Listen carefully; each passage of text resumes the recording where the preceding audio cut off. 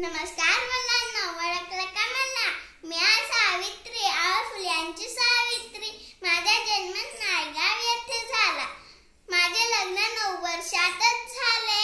माझे लग्न ज्योतिराव फुले यांची झाले. मी अशी अडाणी, ज्योतिराव फुले खूप हुशार. शिक्षिकेनं मला लिहायला वाचायला शिकवलं. मला पहिली शिक्षिका बनवलं. आम्ही दोघे मिळून भिडेवाड्यात